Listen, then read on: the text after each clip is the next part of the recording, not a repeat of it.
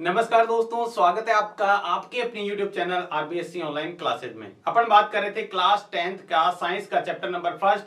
लगभग मोस्टली आपका ये चैप्टर कंप्लीट होने वाला है। बहुत सारा चैप्टर पार्ट कंप्लीट हो चुका है। कुछ एक टॉपिक रहे हैं वो हम बात करेंगे इस वीडियो में, और कुछ अगर टॉपिक रह जाता है तो वो अपन नेक्स्ट वीडियो में बात करेंगे। तो चलिए, आज का जो हमारा टॉपिक है बहुत महत्वपूर्ण है। जो रासायनिक अभिक्रियाओं के प्रकार के बारे में बात कर रहे थे, तो जो हमने रासायनिक अभिक्रियाओं के मोस्टली हमने जो प्रकार हैं वो पढ़ लिए थे।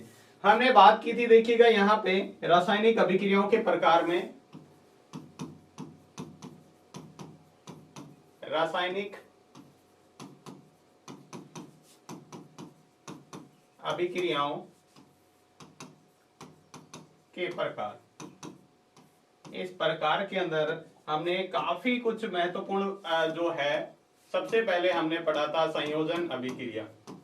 सबसे पहले हमने क्या पढ़ा? संयोजन अभिक्रिया, या जिसको योगात्मक अभिक्रिया भी कहते हैं। क्या कहते हैं? योगात्मक अभिक्रिया। दूसरा हमने पढ़ा वियोजन या अपघटन अभिक्रिया। संयोजन, वियोजन या फिर अपघटन अभिक्रिया। तीसरा हमने पढ़ा विस्थापन अभिक्रिया। तीसरा हमारा जो प्रकार था वो था विस्थापन अभिक्रिया। चौथा हमने पढ़ा जो प्रकार था वो था द्विविस्थापन अभिक्रिया। ठीक है, ये हमने पार्ट अभी तक जो मोस्टली पार्ट हैं वो हमने पढ़ लिए हैं। ये 4 प्रकार हमने पढ़ लिए हैं। अभी जो हमारा नेक्स्ट प्रकार है 5वां, वो आज जो हम पढ़ेंगे वो है हमारा उपचयन तथा अपचयन अभिक्रिया। और साथ में ही इसी का एक और प्रकार है, वो इसी से जो मिलता जुलता है, वो है रेडॉक्स अभिक्रिया।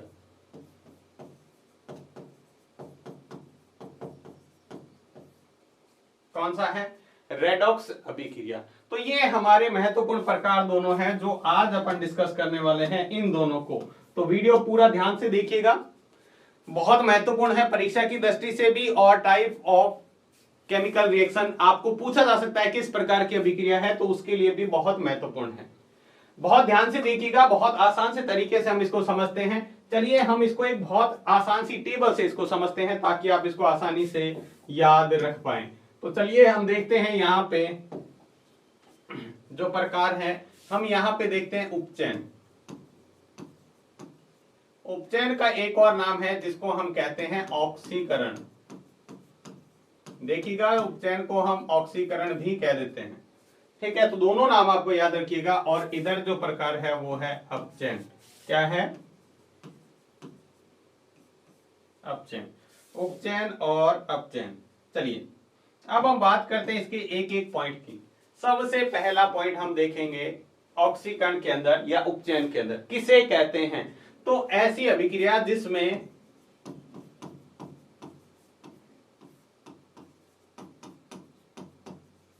ऑक्सीजन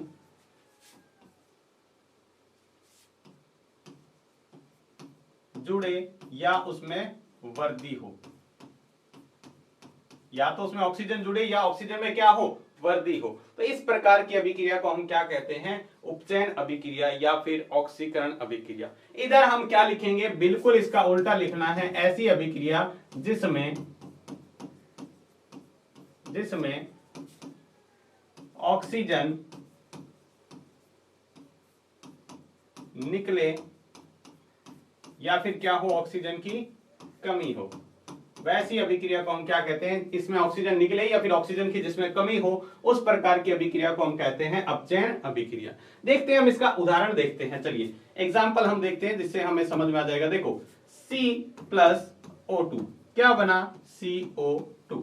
यहां देखो कार्बन अकेला था, आपको कार्बन अकेला दिख रहा है, इसके साथ ऑक्सीजन जुड़ रही है और CO2 बन गया। तो यहां देखो कार्बन के साथ ऑक्सीजन जुड़ गई।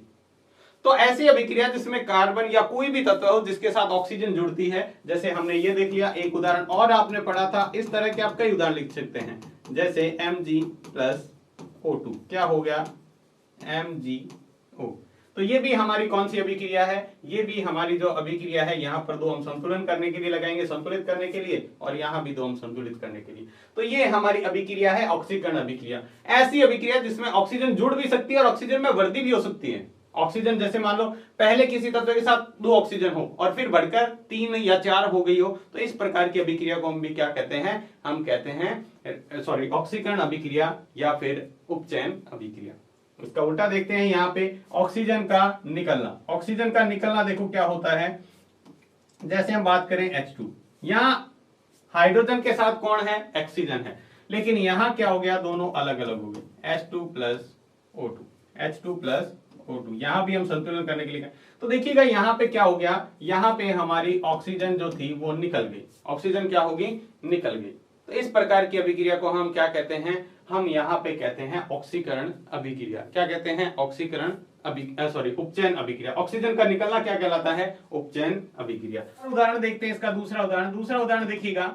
जैसे मान लो अब अभिक्रिया में क्या हो रहा है, देखो ऑक्सीजन निकले या फिर ऑक्सीजन की कमी हो। एक कमी का उदाहरण देख लेते हैं, जैसे मान लिया हमने पोटेशियम नाइट्रेट ले लिया, ठीक है, इसको क्या करते हैं, पोटेशियम नाइट्रेट जब होता है इसको, तो हम यहाँ पे अभिक्रिया कराते हैं, तो ये क्या बन जाता है, पोटेशियम NO2 प्लस O2। देखिएगा यहाँ पे ऑक्सीजन 3 थी, यहाँ पे 2 रहेगी, इसको संतुलित करने के लिए हम क्या लगा देंगे, यहाँ पे 2। तो अब देखिएगा यहाँ पर क्या हुआ, ऑक्सीजन पहले 3 थी, 2 हो गई। कमी होना भी क्या होता है, अपचयन होता है। कमी होना भी क्या होता है, अपचयन होता है। चलिए हमने इसका दूसरा पॉइंट देखते हैं। पहला पॉइंट हमें समझ में आ गया, उपचयन या ऑक्सीकरण में होता है ऑक्सीजन का जुड़ना या वृद्धि होना, जबकि अपचयन में होता है ऑक्सीजन का निकलना या ऑक्सीजन की कमी होना। चलिए दूसरा पॉइंट देखते हैं। दूसरा पॉइंट जो है हमारा, दूसरा पॉइंट जो है वो क्या होता है, इसमें जो होता है वो होता है हाइड्रोजन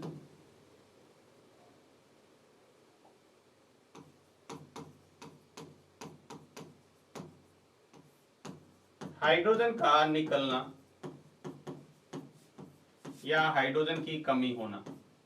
हाइड्रोजन का निकलना या फिर हाइड्रोजन की कमी होना। तो इधर क्या हो जाएगा, इधर क्या हो जाएगा, हाइड्रोजन का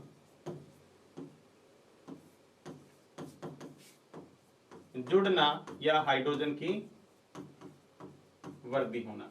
आपको देखो याद रखोगे, एक तरफ वाला याद रखोगे तो दूसरी तरफ वाला अपने आप याद रह जाएगा। 2 ही पॉइंट अपने को याद रखने, इसमें ऑक्सीजन का जुड़ना या वृद्धि होना, इसमें ऑक्सीजन का निकलना या कमी होना। इसमें हाइड्रोजन का निकलना या कमी होना, इसमें हाइड्रोजन का जुड़ना या वृद्धि होना। तो हाइड्रोजन का निकलना देखो, हमने एक यहाँ पे तत्व लिया सोडियम हाइड्रेट, इसको बोलते हैं सोडियम हाइड्रेट। इसको हम गर्म करेंगे, तो क्या बनेगा, 2Na plus H2, 2Na plus H2। देखो यहाँ सोडियम के साथ हाइड्रोजन थी, यहाँ पे है क्या, नहीं है, ये निकल चुकी है। तो इस प्रकार जिसमें हाइड्रोजन का निकलना हो, जिसमें क्या हो, हाइड्रोजन का निकलना, ये इसके उदाहरण है। उदाहरण भी आपको याद रखने हैं, उदाहरण भी क्या करने हैं, आपको याद रखने हैं। जैसे आपको एक कैल्शियम हाइड्राइड, इसको भी आप गर्म करेंगे तो कैल्शियम बनेगा प्लस हाइड्रोजन गैस। तो यहाँ पे हाइड्रोजन का निकलना, या फिर आप चाहें तो और भी उदाहरण ले सकते हैं, जरूरी नहीं है इस तरह का, ये भी उदाहरण ले सकते हैं। जैसे NH3, यहाँ क्या हो जाएगा, N2 प्लस H2। तो यहाँ क्या हो जाएगा, यहाँ देखो अमोनिया गैस जो थी NH3, इसमें से क्या हुआ, हाइड्रोजन, यहाँ देखो नाइट्रोजन के साथ हाइड्रोजन है, यहाँ पर है क्या, नहीं है, निकल गई। तो हाइड्रोजन का निकलना भी क्या होता है, ऑक्सीकरण या फिर उपचयन होता है। जबकि हाइड्रोजन का जुड़ना, ऐसी अभिक्रिया जिसमें हाइड्रोजन जुड़े, तो हाइड्रोजन जुड़े तो वो कौन सी अभिक्रिया हो जाएगी, वो हो जाएगी अपचयन अभिक्रिया। कौन सी हो जाएगी, अपचयन अभिक्रिया। ठीक है, जैसे हम उदाहरण ले सकते हैं CuO प्लस H2, तो क्या बनेगा, Cu, यहां पर हम लेते हैं N2 प्लस H2, यहां क्या लिखेंगे NH3, यहां क्या लिखेंगे, ये संतुलित करके लिखा। तो देखिए यहां नाइट्रोजन अकेला है और यहां नाइट्रोजन को हाइड्रोजन के साथ अभिक्रिया करवाते हैं तो क्या बनता है, अमोनिया गैस। तो यहाँ नाइट्रोजन के साथ हाइड्रोजन आ चुकी है, तो हाइड्रोजन जुड़ चुकी है। इसी तरह हम कोई दूसरा उदाहरण भी ले सकते हैं। आपको क्या करना है, जिसमें भी हाइड्रोजन जुड़े या हाइड्रोजन की वृद्धि हो, हाइड्रोजन जुड़े या फिर हाइड्रोजन की वृद्धि हो, उसमें हम क्या करते हैं, ये होता है। जैसे H2 प्लस Cl2 क्या बनता है, 2HCl। तो यहाँ भी देखो हाइड्रोजन किसके साथ, क्लोरीन के साथ हाइड्रोजन जुड़ रही है, ठीक है। चाहे आप इसको ऐसे लिख लो Cl2 प्लस H2, क्या होगा, यहां पे भी हाइड्रोजन गैस जुड़ रही है, तो जिसमें भी हाइड्रोजन गैस जुड़े, जिसमें भी हाइड्रोजन गैस जुड़े तो उसमें क्या होता है, ऐसी अभिक्रिया जिसमें हाइड्रोजन का जुड़ना क्या कहलाता है, अपचयन कहलाता है। क्या कहलाता है, अपचयन। तो मेरे हिसाब से समझ में आ गया होगा ऑक्सीकरण और अपचयन क्या होता है, दोनों ही आपको अच्छे से ध्यान रखना है। दो ही पॉइंट है इसके, ठीक है, इससे ऊपर एक पॉइंट पहला और ये दूसरा पॉइंट है, ठीक है। अच्छे से इसको याद रखिएगा, बहुत महत्वपूर्ण है आपकी परीक्षा के लिए भी, और आगे कंपटीशन की तैयारी कर रहे हो तब भी बहुत महत्वपूर्ण है। चलिए हम नेक्स्ट आगे बात करते हैं ऑक्सीकरण अपचयन के बाद में। अब हम जो बात कर रहे हैं वो है रेडॉक्स अभिक्रिया। कौन सी है, रेडॉक्स अभिक्रिया। रेडॉक्स अभिक्रिया किसे कहते हैं, ध्यान से देखिएगा, बहुत ही सिंपल सी परिभाषा, बहुत ही सिंपल सी परिभाषा है। ऐसी अभिक्रिया जिसमें ऑक्सीकरण कह दो या उपचयन तथा अपचयन दोनों साथ साथ होते हैं,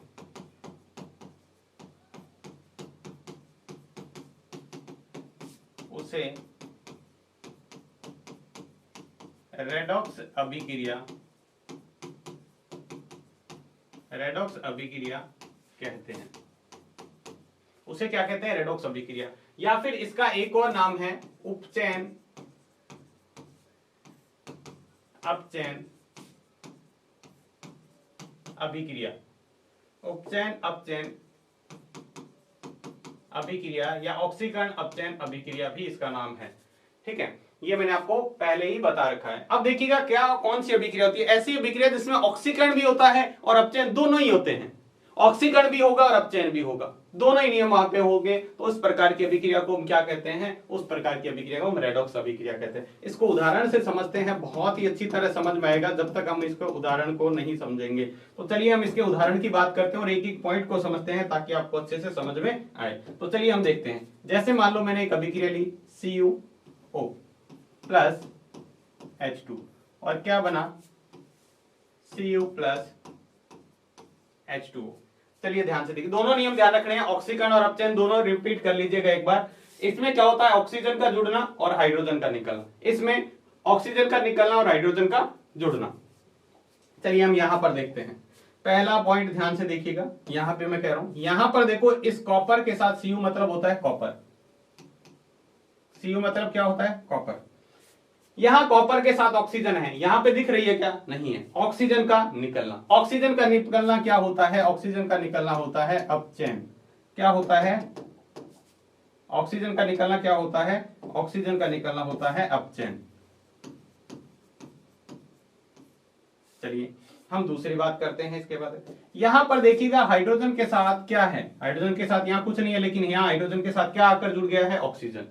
यहां पर तो देखो ऑक्सीजन निकल रही है, ऑक्सीजन का निकलना होता है उपचयन। हमने जस्ट देखा है यहां पर ऑक्सीजन का निकलना हमारा क्या होता है, उपचयन, जबकि ऑक्सीजन का जुड़ना या ऑक्सीजन का वृद्धि होना होता है अपचयन। क्या होता है, अपचयन। तो यहां पर जुड़ रही है, तो हमारा यहां पर ये क्या हो जाएगा, ऑक्सीजन का जुड़ना होता है उपचयन। उपचयन ही कह दो या ऑक्सीकरण कह दो। तो देखिएगा एक ही अभिक्रिया में दोनों चीजें हो रही है, एक ही अभिक्रिया में जब दोनों ही होता है, ऑक्सीकरण तथा अपचयन दोनों ही हो, तो उस प्रकार की अभिक्रिया को हम क्या कहते हैं, रेडॉक्स अभिक्रिया। तो ऐसी अभिक्रिया जिसमें ऑक्सीकरण भी हो और अपचयन भी हो, तो इस प्रकार की अभिक्रिया को हम क्या कहते हैं, रेडॉक्स अभिक्रिया। चलो हम एक और उदाहरण देखते हैं, अभी तक आपको समझ में नहीं आया तो एक और उदाहरण देख लेते हैं, इससे आपको समझ में आ जाएगा। ZnC+O2 क्या हो जाएगा, Zn+CO, Zn+CO। यहां पर भी उसी तरह आप देखिएगा, यहां पर भी देखिएगा, यहां क्या है, Zn के साथ क्या है, C। सॉरी एक बार थोड़ा सा ध्यान से, यहां Zn के साथ O है, यहां Zn के साथ क्या है, O है, और यहां क्या है, C। तो देखिएगा यहाँ Zn के साथ O है, यहाँ पर है क्या O नहीं है, तो मतलब ऑक्सीजन का निकलना, और ऑक्सीजन का निकलना क्या होता है उपचयन, क्या होता है उपचयन।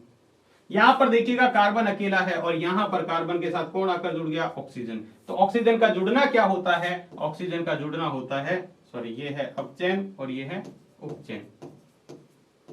यहां पर तो देखिए ऑक्सीजन का निकलना अपचयन होता है और ऑक्सीजन का जुड़ना अपचयन होता है, अपचयन कह दो या फिर ऑक्सीकरण भी कह सकते हैं, या फिर ऑक्सीकरण भी कह सकते हैं। तो ऐसी अभिक्रिया जिसमें ऑक्सीकरण तथा अपचयन दोनों साथ साथ होते हैं या फिर उपचयन और अपचयन दोनों साथ साथ होते हैं, उस प्रकार की अभिक्रिया को हम कहते हैं रेडॉक्स अभिक्रिया। क्या कहते हैं, रेडॉक्स अभिक्रिया। तो मेरे हिसाब से दोनों चीजें समझ में आ चुकी होगी आपको। ऑक्सीकरण अभिक्रिया किसे कहते हैं, उसके बाद में ऑक्सीकरण या उपचयन अभिक्रिया किसे कहते हैं, उसके बाद में हमने देखा अपचयन अभिक्रिया। आपको एग्जाम में सबसे ज्यादा जो प्रश्न पूछा जाता है ना वो इसके रूप में पूछा जाता है, यहां पर दोनों में अंतर के रूप में। किसके रूप में पूछा जाता है, अंतर यानी डिफरेंस के रूप में। तो हमने यहां पर परिभाषा भी यहां पर अगर आपसे पूछे ऑक्सीकरण या अपचयन अभिक्रिया किसे कहते हैं, तो ऐसी अभिक्रिया जिसमें ऑक्सीजन क्या क्या हो, जुड़ना या वृद्धि हो तथा हाइड्रोजन का निकलना या कमी हो, तो इस प्रकार की अभिक्रिया को ऑक्सीकरण अभिक्रिया कहते हैं। आपसे पूछे अपचयन अभिक्रिया, तो ऐसी अभिक्रिया जिसमें ऑक्सीजन निकले या ऑक्सीजन की कमी हो या हाइड्रोजन का जुड़ना या हाइड्रोजन में वृद्धि हो, तो इस प्रकार की अभिक्रिया को अपचयन अभिक्रिया कहते हैं। आपको उदाहरण सहित याद रखना, उदाहरण जरूर याद रखना है, ध्यान रखना है। उदाहरण नहीं याद रखोगे तो दिक्कत हो सकती है, क्योंकि उदाहरण सहित पूछे जाते हैं। और इस अभिक्रिया का तो सबसे ज्यादा आपसे पूछा ही एग्जाम्पल जाता है, रेडॉक्स अभिक्रिया का एक एग्जाम्पल लिखिए, उदाहरण लिखिए। तो ऐसी अभिक्रिया जिसमें ऑक्सीकरण तथा अपचयन दोनों साथ साथ होते हैं, तो इस प्रकार की अभिक्रिया को हम रेडॉक्स अभिक्रिया कहते हैं। ऑक्सीकरण भी होगा इसके अंदर, अपचयन भी होगा, दोनों साथ साथ होंगे, तो इस प्रकार की अभिक्रिया को हम रेडॉक्स अभिक्रिया कहते हैं। तो ये लगभग हमारे जो अभिक्रिया और रासायनिक अभिक्रियाओं के प्रकार थे वो सारे कंप्लीट हो चुके हैं। ठीक है, अगले वीडियो में हम बात करेंगे, इसके दो बचे हुए टॉपिक हैं जिसके अंदर हम संक्षारण और विकृत गंधिता को डिस्कस करेंगे। बहुत छोटे से टॉपिक हैं और साथ में ही इस टॉपिक के महत्वपूर्ण बिंदु हैं वो भी डिस्कस करेंगे। वो तो बहुत इंपॉर्टेंट है, वो जरूर अगला वीडियो देखना मत भूलिएगा, बहुत महत्वपूर्ण है। तो आज की वीडियो में बस इतना ही। वीडियो आपको कैसा लगा कमेंट बॉक्स में लिखकर जरूर बताएं। अगर वीडियो अच्छा लगा है तो इसको लाइक जरूर करें और दूसरे बच्चों के साथ शेयर जरूर करें। तो आज की वीडियो में बस इतना ही, मिलते हैं नेक्स्ट वीडियो में नए टॉपिक के साथ, तब तक के लिए धन्यवाद।